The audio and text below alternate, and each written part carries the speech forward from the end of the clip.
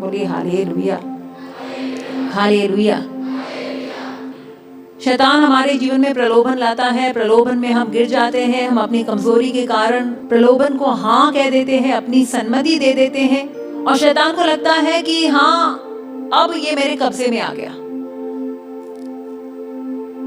जब यीशु को भी सूली पर लटकाया गया था, उस समय फरीसियों और सदूकियों को और शैतान को भी यही लग रहा था कि मैंने अपना काम तमाम कर दिया, ये ना जानते हुए कि जहां पर काम तमाम भी हो गया, परमेश्वर वहां पर भी कुछ नया शुरू कर सकता है।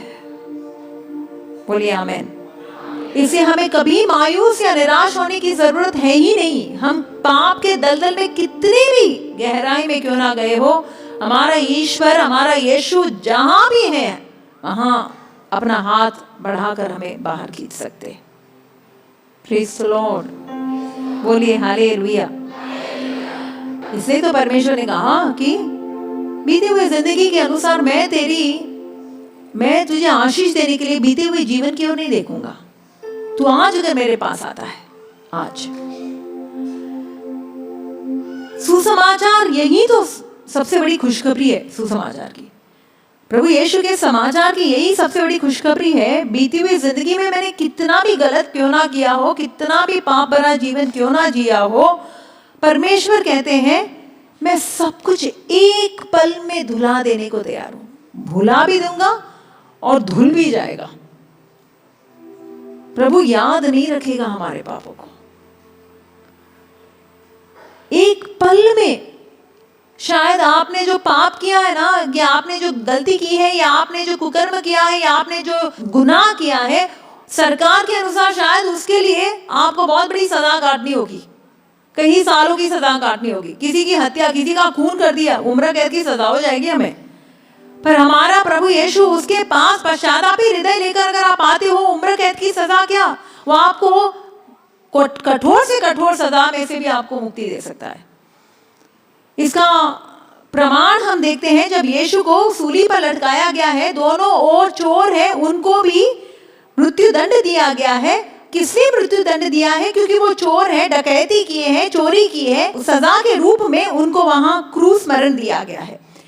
पर वो उसमें से एक चोर ने उसी समय क्या कहा? मुझे याद कीजिए। उसने क्या विश्वास किया? मैं कहती हूँ, मैं सच में मैं कई बार सोचती हूँ, प्रभु के शिष्यों ने इतना विश्वास नहीं किया जितना इस चोर ने विश्वास किया। 3 साल शिष्य रहने पर भी वो विश्वास नहीं कर पाए कि प्रभु यीशु इतना, उनका वो सामर्थ्य है कि वो एक पल में आपके गुनाहों को, आपके पापों को माफी दे सकते हैं। इसने विश्वास किया कि भले ही वो सूली पर लटक रहे हैं, पर आने वाले समय में वो अपने पिता के राज्य में आएंगे। इसलिए कहा, आप जब अपने पिता के राज्य में आए तब आप याद कीजिए। तब यीशु ने क्या कहा? मैं तुम्हें सच बताता हूं, आज तुम मेरे साथ, बोलिए ना, आज तुम मेरे साथ कहां? हाँ, आज तुम मेरे साथ। हाँ, वो व्यक्ति को मृत्यु दंड दिया जा रहा है। हमें ऐसे ही लगता है मृत्यु दंड दिया जाएगा तो जरूर वो नरक में जाएगा, पर प्रभु ने उसके लिए स्वर्ग के द्वार खोल दिए। एक पल में उसके जीवन भर की जो डकैती, खून खराबा, दंगा फसाद जो भी किया था, एक पल में प्रभु ने उसको क्षमा कर दिया है। सबसे पहला किसको स्वर्ग में प्रवेश मिला है? एक चोर को। चोर बना है संत। इसे पापी संत बन सकते हैं। ये सबसे बड़ी खुशखबरी है। पापी संत बन सकता है और उसका एक सिंपल सा, आसान सा तरीका है, पश्चाताप करो, प्रभु के पास लौट आओ, पापों को कबूल करो। Hallelujah, hallelujah. इतना महान संस्कार कहीं भी आप संसार में जाए नहीं देखने को मिलेगा आपको। ये केवल कैथोलिक कलीसिया के सभी विश्वासियों को ये संस्कार प्राप्त है। सौभाग्य है हमारा। जिंदगी भर के गुनाह एक पल में माफ हो जाते हैं। Praise the Lord. ये दया नहीं है क्या? है क्या नहीं? इससे बढ़कर दया का स्वरूप आपको कहां नजर आएगा? वो कहते हैं, चल हम चर्चा करें। तेरे पाप सिंदूर जैसे लाल क्यों ना हो, मैं उसे हिम जैसा हाँ, उज्जवल बना दूंगा।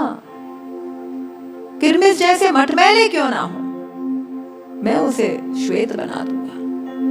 Praise Lord. तो धन्यवाद देते हैं हम परमेश्वर को इस महान संस्कार के लिए, पाप क्षमा के लिए। हमारा प्रभु दयालु है वाकई में। नबी मीका के द्वारा ईश्वर ने वचन दिया। नबी मीका के द्वारा प्रभु कहता है कि मैं तेरे पापों को सागर की अगाधता में मैं उसे फेंक दूंगा, मैं उसे याद नहीं रखूंगा। बोलिए आमेन।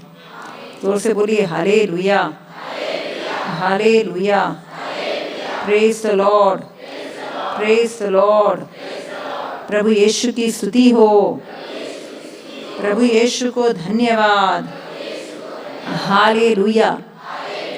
नबी मीका का ग्रंथ मेरे पीछे दोहराइए। तेरे सदृश कौन ऐसा ईश्वर है जो अपराध हरता और अपनी प्रजा का पाप अनदेखा करता है।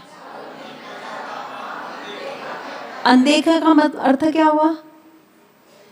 देखकर भी नहीं देखना, देखकर भी नहीं देखना, उसको अनदेखा कहा जाता है। आपने कुछ देखा तो वो जरूर माइंड में रहेगा ना, वो तो उस पर जरूर आप सोचेंगे, उस पर जरूर विचार करेंगे, वो जरूर याद आएगा, पर वो नहीं, देखकर भी अनदेखा करता है। ये हमारा ईश्वर। इसे तो लिखा है तेरे सदृश कौन ऐसा ईश्वर है। संसार में कहीं भी जाए ऐसा कोई ईश्वर नहीं है। पाप किया है तो पाप को दंड मिलना ही चाहिए, पाप के अनुसार आपको दंड मिलना ही चाहिए। केवल हमारा यीशु है जो पापी को अपनाता है, पाप को नहीं अपनाता, पाप को हर लेता है और पापी को अपना लेता है, पापी को शुद्ध कर देता है।